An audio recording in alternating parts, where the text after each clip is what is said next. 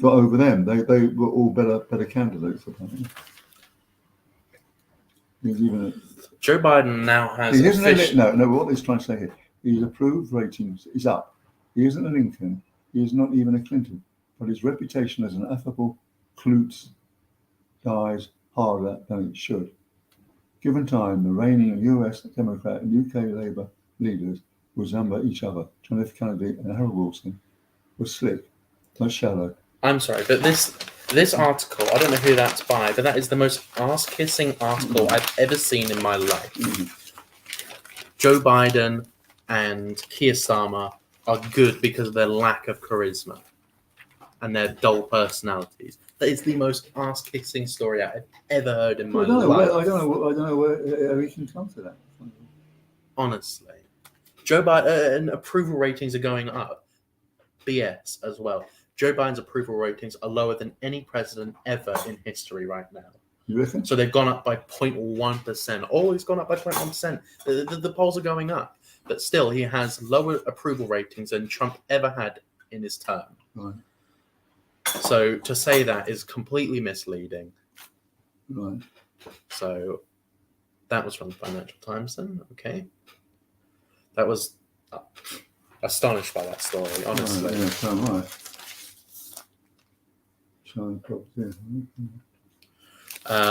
So what we're going to do is take a short break. We're going to show a clip. And then when we come back from the clip, Stuart is going to do Energy Matters. Yeah. So whilst we are showing the clip, he'll get that ready. And he'll be back to you with Energy Matters shortly. All right. Let me just find a clip. Oh, that's the wrong button.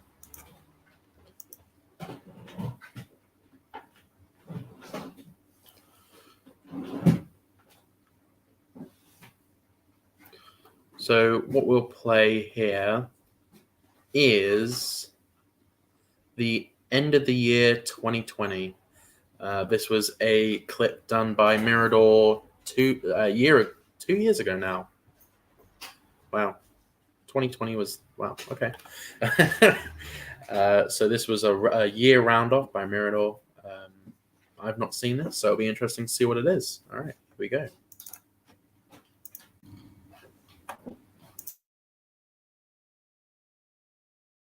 Next up, bottled poetry. All about wine tasting, and some information. For the next episode of Kathleen's Corner, the lovely Stephen has another issue he wants to discuss. Welcome to Mirador.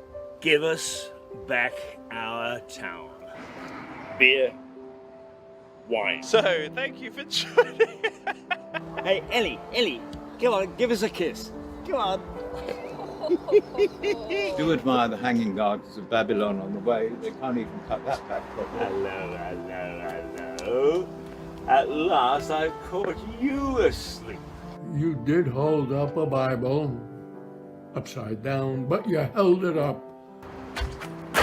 Hey there.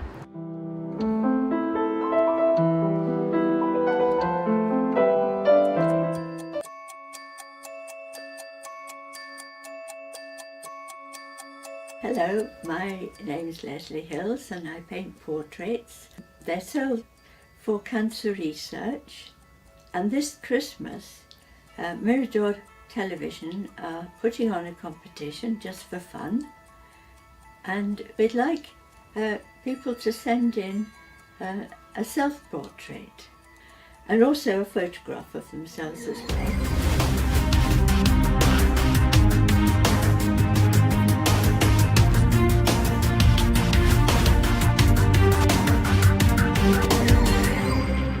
Don't know if I will. Are you working? You're taking a picture, are you filming? I'm filming. Oh, no. You're going to have to work now. Going.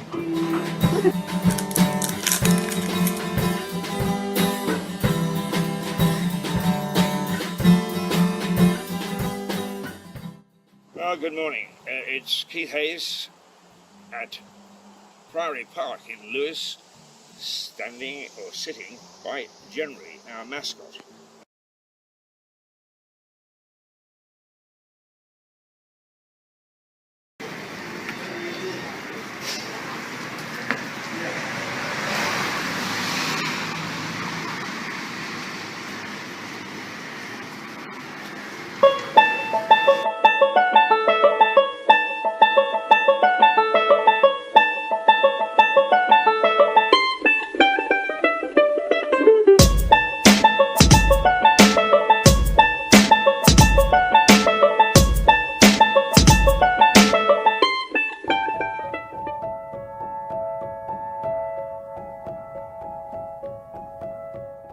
Breaking news, November 1967. Carl Stokes elected mayor of the city of Cleveland, Ohio. The first black American man of color to be elected the mayor of a major American city. Hi, welcome to Mirador Television. My name is Mark Payton, and I'm outside the offices of Stratton Parker and Lewis. Adrian Passingham, the partner there, is going to talk to us now about the property market in 2020. Over to you, Adrian.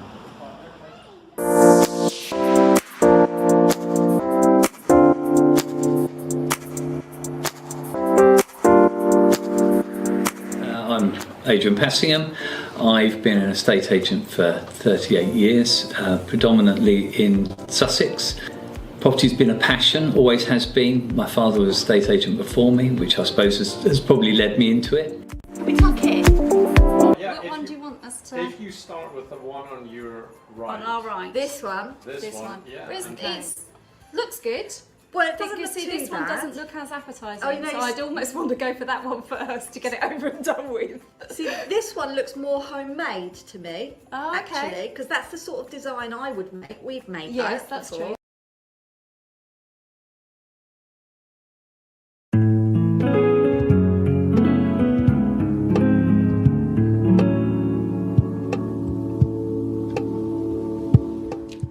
Next up, Stephen Catlin, who has a very interesting announcement to make this week.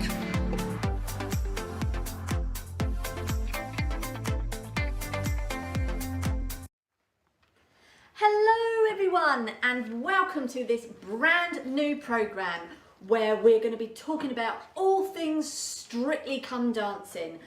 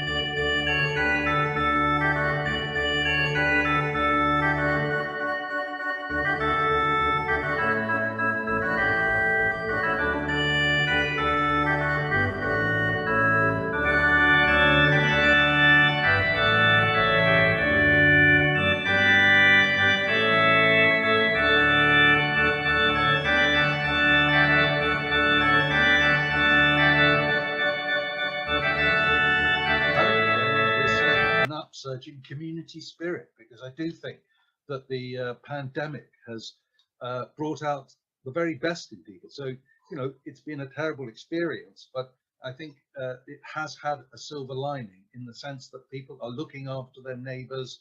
They are running food banks. They are doing their very best for each other. Well, that was a funny story too, but you know, Lewis's economy right now is largely a retirement-based community. We're about 2 hours and 20 minutes, 2 hours and a half from Baltimore, Philadelphia, and Washington. So we draw from those areas primarily for retirement.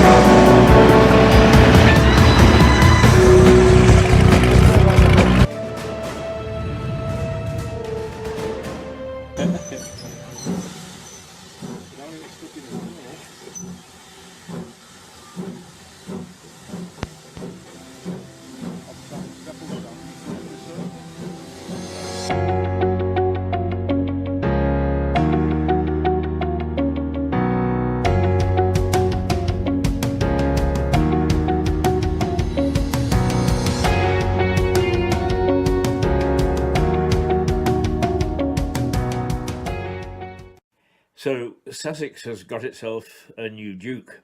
Apparently, the title was offered to Harry as a carrot, inducing him to name the date that he would get married. I'm Suzanne Musho, and I'm in New York City, and I'm standing in front of the fantastic Seagram building just right on Park Avenue on this really beautiful day. The architects for this building were Mies van der Rohe and also Philip Johnson, and the structural engineer was Severed Associates.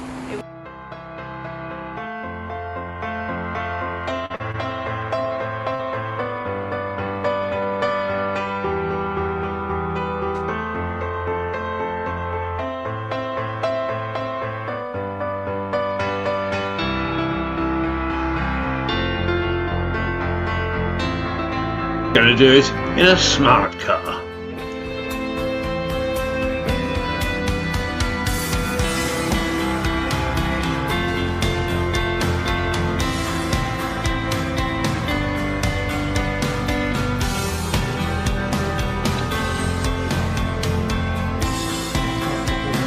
Back from just a little bit of shopping in town and my little walk through the bits of parkland around and about just to give my legs a stretch. Interestingly enough, the shops are still evolving their methods, so they've changed the way we come in and out, so it's even better.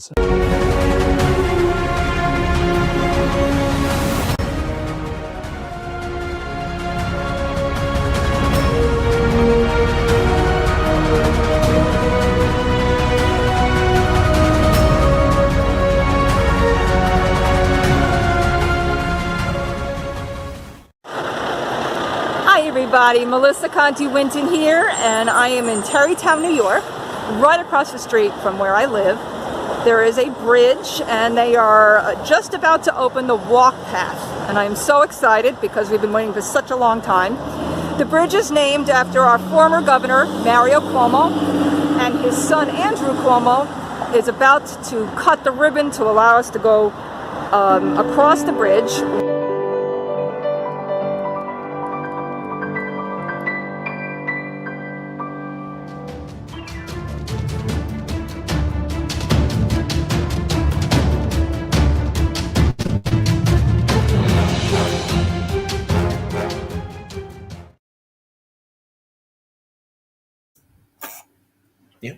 Good morning.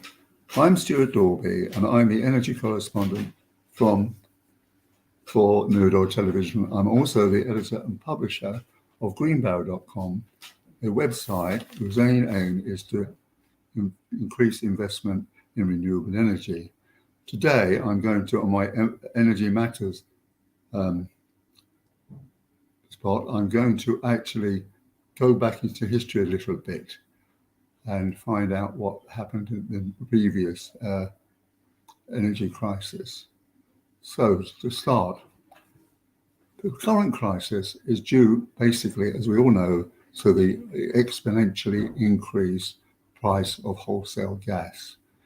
February 1921, energy was 38p a therm, now is 571p. Of course, President Putin has helped this incredible exponential rise by holding back his gas to actually increase the price. But it has occurred to me, as I write about articles about renewable energy and energy pricing and research all these kind of things, that perhaps the people involved in the drama, like the politicians, the actual energy suppliers, directors, and the civil servants in Ofgem are exacerbating the gravity of the situation. So, as I just said, we've had energy crises before. In the period 1972 to 1974, there were tremendous energy shortages, which were caused in large part by the coal miners' strike. And what happened was that lots of industries had to close to do a 3-day week, and domestically we had this crimp save.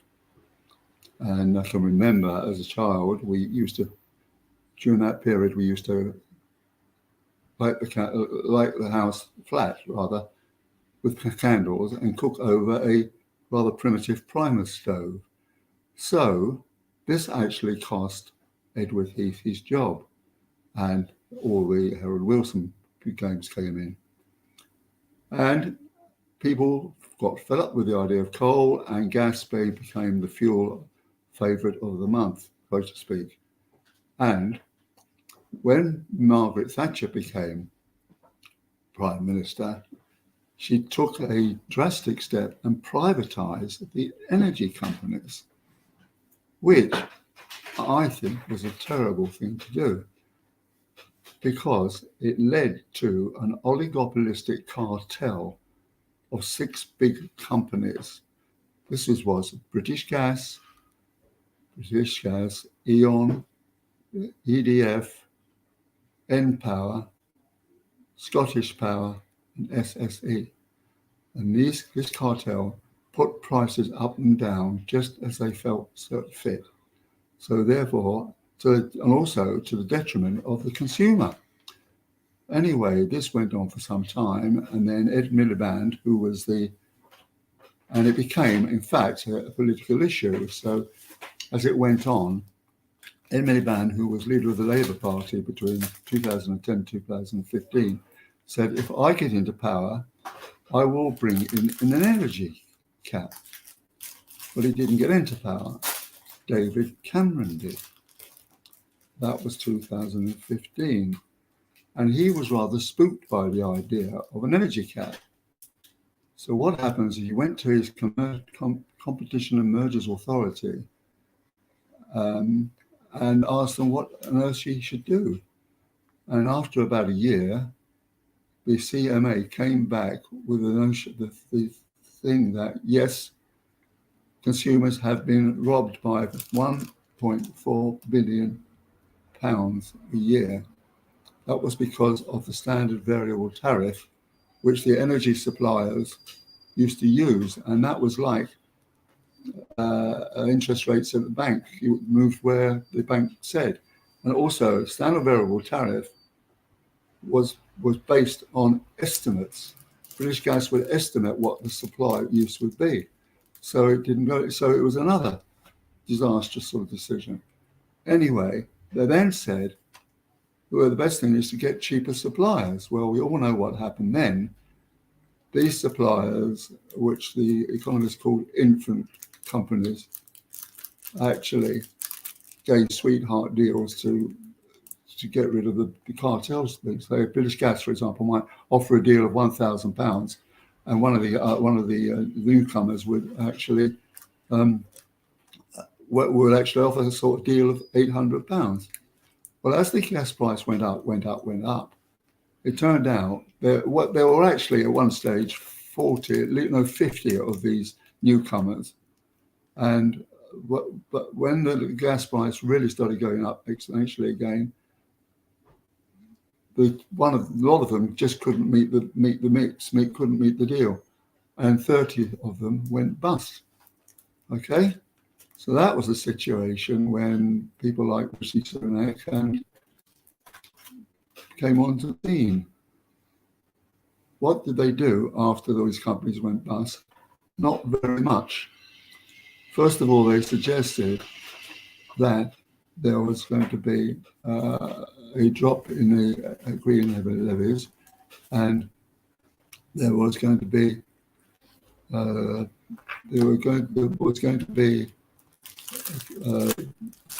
drop in the VAT, which would actually help out the companies, because although a lot of companies had gone bust, there was still a cartel of 5-6 companies that were still functioning, and they were actually carrying on and more or less doing exactly what had happened before. And that is the situation we've actually got now for these 6 companies. As the energy, in 2019, Mrs. May brought in the cap, and the cap was set every 6 months, right? So last September, it goes 1st of April and 1st of October usually. And what happened was that when the Big Six cartel were actually what happened was that I went to see my neighbours and friends and said, your bill's going to go up on the 1st of October. And it did go up to 1,971p a year, which was considered to be fuel poverty. And on 8th April, it went up by 700, which definitely put them into fuel poverty. And now, for some reason, they put the energy cap into quarterly, and actually, the cartel is absolutely making a huge profit out of it, because as the energy price goes up, each time they have an energy price, it puts it up. So the energy price is now sort of going to be apparently 3.5 in April, and other people, and of course the Big Six cartel will actually benefit hugely for this as the tariffs go up, because a lot of it goes to them. And the thing is that as it goes up, and people say in January it could go up to 4.2, and somewhere in Cornwall, Cornwall consultant says it could go up to 6,000 in the not too distant future. That means £500 for every household, right? Also, the companies, the Big Six companies, still benefit from these increases, and they should use the money to actually invest in the company or help the poorer people. And the poorer people, and so instead of what they're doing is going back to what happened before, and I shall read you what's happened this time. Okay, and we've now got some producers as well as suppliers. Now, BP made a profit of £6.95 billion in its period April to June. Shell made a profit of £9.4 billion in a year. John Pettigrew, the boss of National Grid, got a £6 million bonus last year. Chris Shea, the boss of Centrica, which owns British Gas, got a £2 million salary. And Scottish Power, Keith Anderson, £1 million. E.ON, Lewis Miller, £1.5 million. And Simone Rossi, EDF, £4.5 million. So these people are actually coining it while the poorer people are increasingly being put into fuel poverty, and they can't manage, and they're all going. Now, there's loads of talk going on. Nadeem Zahar. Now, you've also got another problem that's arisen recently, is that although industries and businesses don't get anything at all at the moment, and all kind of things like pubs and so forth and so on, are not get any support. And they keep telling me, for example, that they're not getting any support at all. So Nadeem Zahawi, the Chancellor, he says that they're going to get some support. Liz Truss says she's going to support some business. We can't trust her, excuse the pun, because she won't tell us what's happening until she gets elected. And so it goes on. So the crisis is deepening and deepening, and the people who are benefiting are the suppliers. It's a terrible situation to be in. I'm sorry to have to report on it. Thank you. Enjoy the rest of your day. All right, we'll go to Scenes in Sussex, a short 2-minute clip whilst we rearrange ourselves, and we'll get back to you within 2 minutes. Is that okay?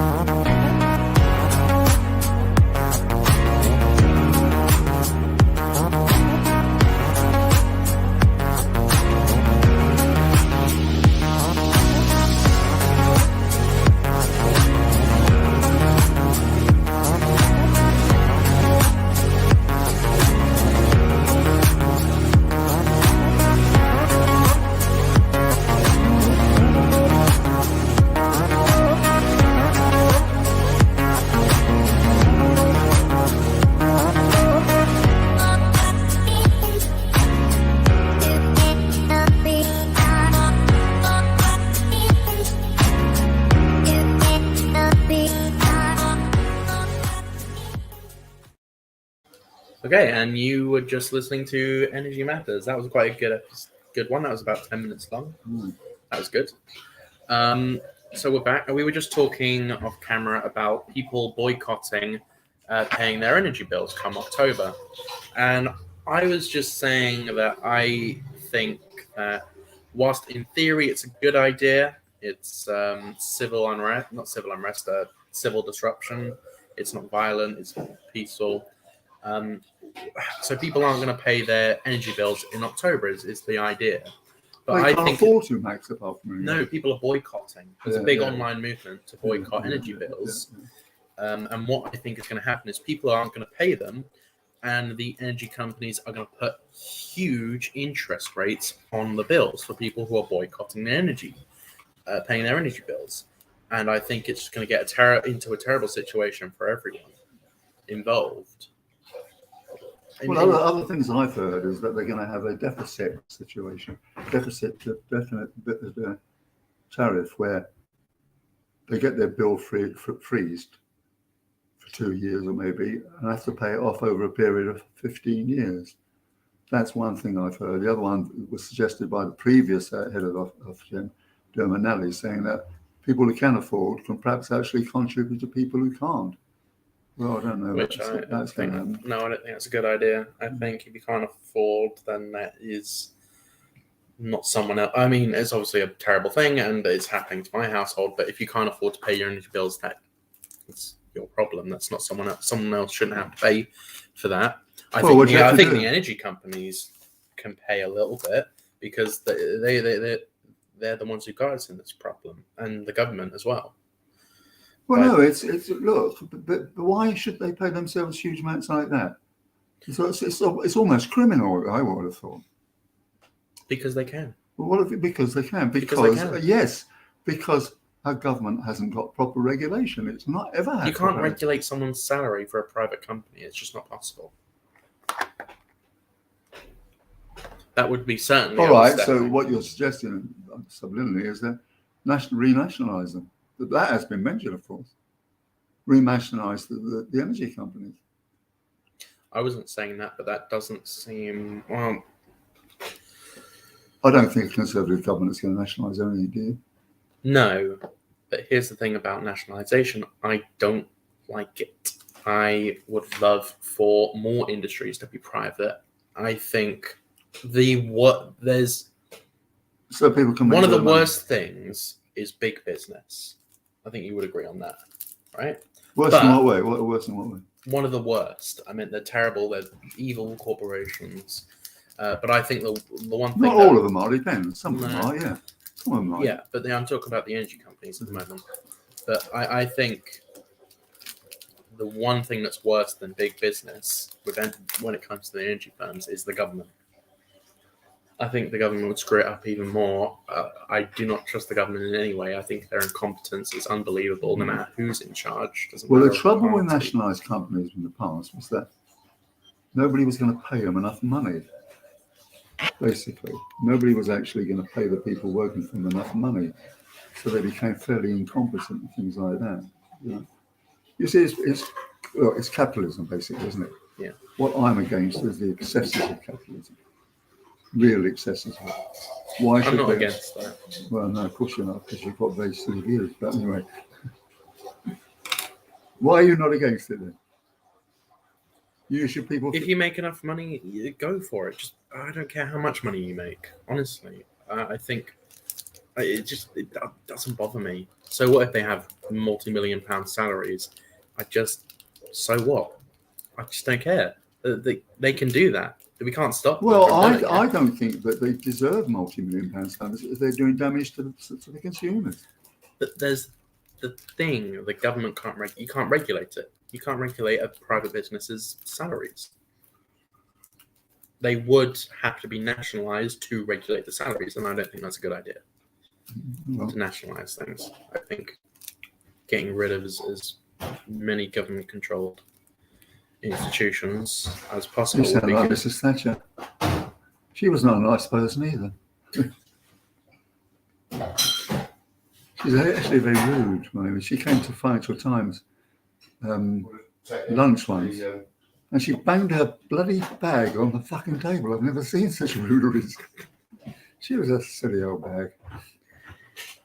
I don't know. I wasn't around in that. When was she prime minister? From the 1979 to 1990, when she Really? was ousted. Yeah, 1990. That's a long way. 11 years. Yeah. Who's the longest serving prime minister we've ever had? Don't think so. I think there's someone else. One of the back in a long time. I think it was the elder Pitt. Yeah, the elder Pitt. She's the longest in modern times. I guess. Modern times, yeah. We don't have term limits for prime ministers, but they never really ever make it past the second term. Well, technically speaking, it's every 5 years, isn't it? Yeah. You've got to have an election every 5 years. Yeah, but they don't have a limit. I think term limits are a very good idea. What do you think? What's that? Term limits. So you can only be in a government position for a certain amount of years. Well, I don't know. You see, I don't think it works, for example, in New Zealand, where you had terms of 4 years, right? And there are certain aspects that 4 years is not enough to do what you need to do to get the policies through. Yeah. You know, it takes longer. I'm saying someone can't be an MP for more than 10 years because that's how you get career politicians and people who don't do anything and Well, just sit around. no, you can. People have been in the House of Commons for bloody long, 23 years. 30 years. Yeah, no, I'm saying it should be limited to 10 years. Yeah, but what you've got to remember, really, that MPs are not important people. They're really basically social workers. I don't think that's true. It is true. It is true. They are social workers. They have surgeries. What do you mean it's not true? Everyone at the MP wants to get to be a minister or wants to be prime minister, and it doesn't work. I mean, they just. You look at Norman Baker here, for example. Yeah. He was considered a very, very good constituency MP because he actually looked after these constituents. I would like to do an interview with him at some point as a special on Mirador. That'd be nice. If you like to do I've not- Keith knows him. Yeah, I know. You know him as well. So does Liza. Everyone seems to know him. Be interesting. Well, I've got certain information about him which is not terribly nice, so I'll keep it to myself. Okay. Yeah, you keep that to yourself for now. He's all right. He's okay. Not much of a writer, in my opinion, but they're all right. So I have some saved stories from behind the headlines from my phone. We have one here from the Daily Record, which seems to be an interesting story. Iceland launches new value essential range to help combat rising food prices. Now, I think this is a brilliant idea. I personally use Iceland quite a lot. I think it's a very good store. But Iceland is also struggling financially right now because, you know, you've been in Iceland recently? No. Well, you know how they have all the freezers. Oh yeah. Their energy bills are unbelievably high. Yeah, it would be. Yeah. Yeah. So they're struggling right now and having to put prices up. This new value essential range seems to be a good idea, and I like the idea of it. And I'll check that out today. Actually, I'll go into the Iceland store in Brighton because I pass it on the bus anyway. I'll just get off there and I have a look for myself and report back tomorrow what I saw. So we have a few other stories. We have one here from The Guardian. UK credit card borrowing rises at the fastest rate in 17 years, which doesn't surprise me. Well, it surprises me that the amount of years is so short. Do you like that call I just took? Yeah. My credit card's gone down. What do you mean? Well, right down. I was getting ripped off by Barclaycard. Yeah. So I managed to bung it all into my Lloyd's card. So instead of paying 26%, right? Yeah. You know what I'm paying? What? Nothing. Nothing. No interest. Ooh, Yeah. okay. Yeah. That's pretty good. Yeah, very clever old me. And also... Wait, zero Yeah. interest? Yeah. That's incredible. What Yeah. the hell? I only just clicked that you said zero interest, It's my right? charm, my dear boy. And also, do you know what? Do you know what my energy bill has done? What? It's gone from 250 to 157. And would you like to explain to people how you did that? No. I know these people. I know how it's done, you know. No. So you're not going to share your secret to save money? No, because I know about all these things, right? In January, I had a talk with them, and I said, right, I'm going to have a tariff of £250, right? Yeah. So that's 1, 2, 3, 6 months. That's 1,700. Yeah. Yeah. Okay. I got a bill from them. My smart meter says for 6 months your cost is 530, right? Yeah. And then, right? And I said, look, you owe me money. He said, what do you mean? I said, well, you said your bill says, I said, but the smart meter doesn't always tell everything. So the thing was that I got a bill from them from £641 for the 3 months. And I said, well, that's still, you still owe me money. And I got £100 back. And I remember in the previous year, when I didn't have that thing, but see, our demands on electricity, and it's very low. It's a 2-bedroom house. We don't really do very much. You don't have any kids living with you. We don't have people at 5. See, all these things are on a typical 3-bedroom house. Yeah. You see, well, we got a 2-bedroom house, and it's very cold because it's based underneath the prison, underneath the prison, the castle underneath, and so on. And we've got a gas boiler, and I'm not getting rid of it, frankly. Although I do an awful lot for climate change, I have to stop at that. I have a question which I just remembered to ask you. Yeah. We've spoken a few times about immigration, Yeah. right? Yeah. You have a spare bedroom, correct? No. You got a 2-bedroom house? 2-bedroom house, yeah. Who sleeps in it? Huh? Huh? Well, friends who come down sleep in it. Okay. But so you have a spare room? As a matter of fact, it's not spare at the moment because it is full of storage. Right. So okay. there is not a If bed you in were it. to make it spare, would you ever considering adopting a refugee? No. Why? Because it's uses my wife's workshop. But do you not want to help the poor refugees? Of course I would, but I don't have the capacity to do so. Yeah, you do. You have a spare bedroom. I do not have a spare bloody bedroom You because could. it is not a bedroom. It is a workshop with a thing in it, with a sofa in it, right? Mm-hmm. Yes. So it's not, I Okay, can't. well, hypothetically, if you were to have spare space in your house, Obviously, or one of your house, would obviously, you yes. consider adopting a migrant, a refugee? Yes. You would. Yes.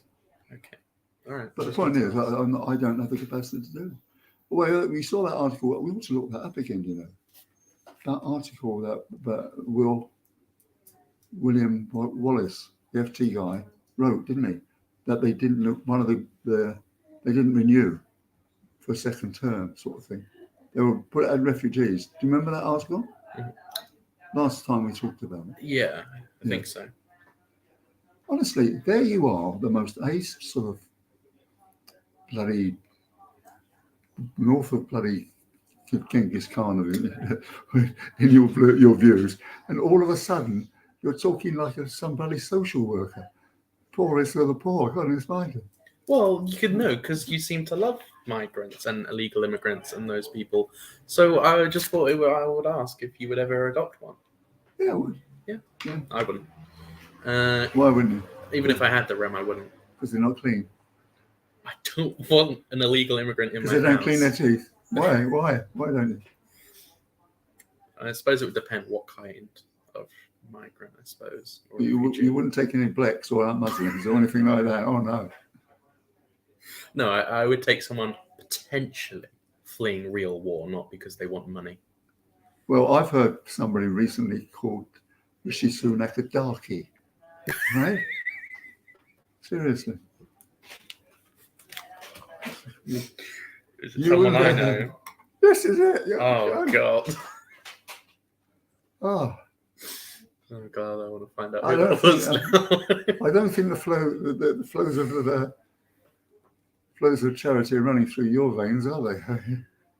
For certain things, yeah, but not for helping There you refugees. You want to meet bloody... No, I wouldn't go meet Nigel Farage. You might catch some. But I quite like him.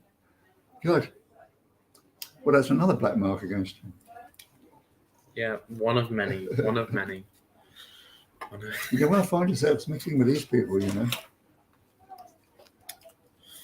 Do you? Don't you have a spare house? No. No. Do you not have a? I used to have 3 houses. You've only got one now. No, I gave the other 2 to my daughters. So you only have one house now, then? Yeah. Okay. All right. Well, yes and no. I mean, my daughters have got the family houses. They go there, I suppose. No, this bank of mum and dad has done very well, my children. Sold to that. Could have made a fortune renting them out, but I didn't want to do that. Okay. Well. 3 houses, right? But I've got another story here from the Telegraph. And this is an amusing one. It's about Elon Musk. It says Elon Musk says civilization would crumble without oil and gas. The billionaire also warns green energy transformation will take decades to complete. I think, unfortunately, I think he's right. I think he's right too. Yeah. Well, that's what I've been telling you for years, right? The fact of the matter is, there has not been enough investment in renewable energy to meet the energy mix in this country. Dieter Helm said that. Now he said that. Well, in America, you see, he's wrong. You see, do you know something? I know something. Technically speaking, America could be heated and lit by solar. Climate allows it. Our climate doesn't. Well, yeah, they got deserts in America. No, but solar power could meet all their energy mix. It's fact. Well, why do they not do it? I don't know. Can't ask them. I thought they had a progressive government in charge. They had the Democrats in charge, all the green ones, the ones who care about climate change. You're working as a journalist now, so go and ask them. Go to the American embassy. Say, "Oh, maybe you can help me, sir." Who's the press release, sir? Who's the press release? Is it true that you could? Who's the press secretary? It's. Why don't you Google this and say, could? I believe you. No, I've heard that before. Yeah, I've heard Elon Musk talk about it. I know it's true. But yeah, so the one thing I don't like are these Just Stop Oil protesters. Just what? What Just Stop Oil? Yeah. What do you think would actually happen if we just stopped oil? All oil production right this second was halted completely. Just stop it. What do you think would happen? I think we'd be at shit creek. I don't think our demands on oil are that great actually now. How many people do you think would die? I have no idea. That's difficult to know. I mean, I don't think that because let me just. Oil produces a lot of things. Okay, oil is used in the machines in factories. It's used in cars. It's used to get around. It's used to heat buildings as well occasionally. They're not very common anymore. Oil is used to make plastic. Oil is used for a whole range of things. And if we just stopped oil, lots of people would die. I really do believe that. About die, but there's a lot of people will be at a disadvantage. Yeah, right. Certainly so. Well, this is what I just said, isn't it? That you know, if they were invested properly in renewable energy, they could meet the energy mix, but they can't at the moment. But I don't know about Goa. But you see, gas would have to be the bridge. Yeah. Not oil. You know, we don't use a lot of oil anymore. When I used to be in the oil business, as you know. What do we use gas for? Do we use gas more than oil? We could use gas for heating. Do we already use gas more than oil? Wouldn't be sure. I think probably do. Probably similar. I think no. You see, look, 85% of the homes in this country are gas-fired. Yeah. Right. That is a lot. Area. That is a lot, right? And so we use gas more. Yeah, we don't use oil, and for heating, my stepson, he uses oil for heating. Yeah, What else? Oil. Now cars, electric cars are taking over from diesel and petrol cars. Yeah, but how is electricity made? Very expensively, as a matter of fact. Yeah, it is, and a lot of it still comes from non-renewables like coal. We ship What does? Electricity. A lot of electricity. The majority of it, I believe it's a majority, or something like I don't think it is. 40%. I don't think it is. 40%. No. You can electricity you can make. comes from no. As of right this second, 40% of electricity comes from non-renewables. It's either 40 or 60. I can't remember which round it is. I have to have. Gas have can a look. actually make. You can make electricity with gas. You can do. Yeah, we do. Yeah, we're some amount. I think it's very, very high actually. The level of gas. If that's part of the problem, isn't it? The gas. Renewable So, energy. people going around bragging and going, "Oh, I have an electric car. I love the environment. I'm such a good person. I have an electric car. I drive a Toyota Prius." Basically, they're not. Well, they think, "Oh, electricity, it comes from the plug sockets," and actually think about where does the electricity come from? How's it made? Which comes from gas, basically. Most of it. Non-renewables. No, that's what I've just said. It has to be a gas bridge. Yeah. Yeah, and it has to be gas because it's the least fossil emissions. Well, no, she's talking about bloody nuclear. She wants to watch what she's doing there. What, Liz Truss? Yeah, she can get herself into an incredible mess with that. Bloody I don't expensive. understand why you hate nuclear so much. I think it's for the amount of emissions it produces and for the efficiency. Yes, it does have byproduct, obviously. Like all I'm going things to bring do. you in a book by John May about the casualties of nuclear. All right? Okay, I heard this statistic recently. From the nuclear reactors in Suffolk, do you know how much radiation is leaked from that every year? Yeah, well, I won't believe this, but tell me what you think it is. It's the equivalent to eating one banana. Where'd you get that from? The internet. Look, I tell you something. When I went down to Gordon, when I was in Germany, I went down one of the storage, right? Yeah. And I said, how's this going to affect me? She said, there's about the same radiation as you would get for being on an aeroplane, right? Bugger all. Now, besides will be because we've got a house, we've got a family house there, right? Beach house. It's not a beach house. Beach house. Size will be it's awful. It's spooky. But what was I going to say? I don't think that amount of radiation the amount of radiation produces is huge. It might be. I don't think so. Whatever it is, it's a Look, very I know small it's amount. not. Look, it's not like back in the day with Sellersfield and that kind of thing, and you had all the other places. I mean, I know it's a lot safer than it was. I mean, especially in this country, we have so many. I don't generally like regulations, but I think the regulations on nuclear power is very good, very bureaucratic, but it needs to be as safe as possible. Somewhere like China or I don't know, Ukraine maybe doesn't have the same restrictions. I wonder if they've had any nuclear disasters that we don't hear about. Well, no, Chernobyl. Yeah. Let's talk about. 3 Mile Island and Trouble, right? And Sellafield were the 3 ones. No, it was 3 Mile Island, Japan. No, America. No, what was the Japanese one? That was Fukushima. Fukushima. Oh. That was very unfortunate. That was an earthquake and a tsunami. Yeah, I was in Germany when that happened. Well, the point is they didn't know what they were doing. Really, they didn't know about the waste and all the rest of it.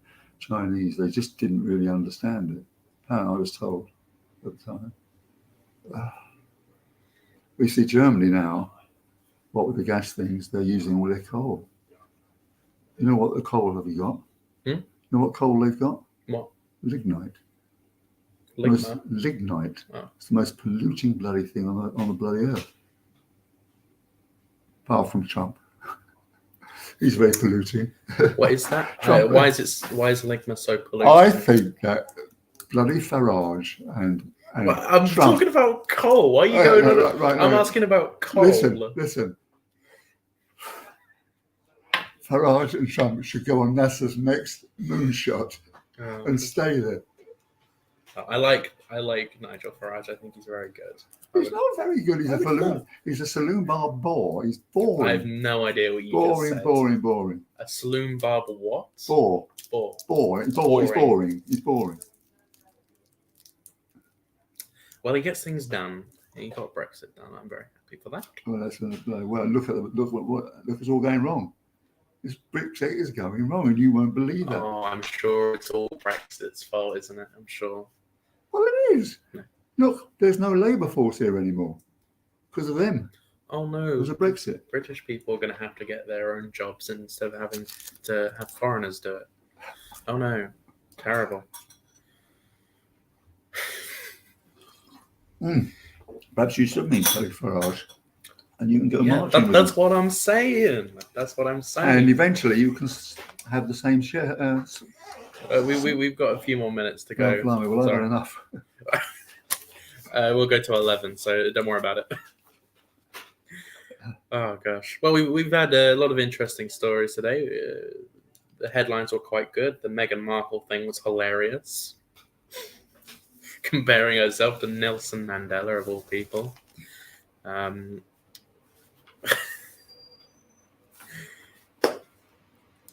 Is there anything else you wanted to bring up? No, it's not. Well, before you go off, tomorrow, tune in tomorrow because we have a very, very special guest tomorrow. And it's going to be a regular from now on. Who's that? Me and Liza Page are going to be doing our own show together. Oh, good. And we get along very well. And I think our show is going to be very good. I think we're going to talk about a lot of interesting topics, a lot of interesting issues. She's got a lot of insight. She has lots to say. She's a lovely, lovely woman. What time is that? She will be coming in at 9:30. So what do I do? Just go into Mirador Television? Right? So you go to YouTube, go to Mirador Television, and you can watch live. Or if you are unable to watch live, you can watch you can watch it once it's finished at any time on YouTube. On YouTube at Mirador Television. Yeah. So do you want to say goodbye first? Yeah, all right, yeah. Right, goodbye everybody. Have a nice day. Thank you very much for watching today. It's been a good show. And I'm going to ban Nigel Farage from our next show. Thank you very much for watching, and we'll see It makes you tomorrow. it makes the place feel untidy, you know. Thank you very much for Thanks, watching.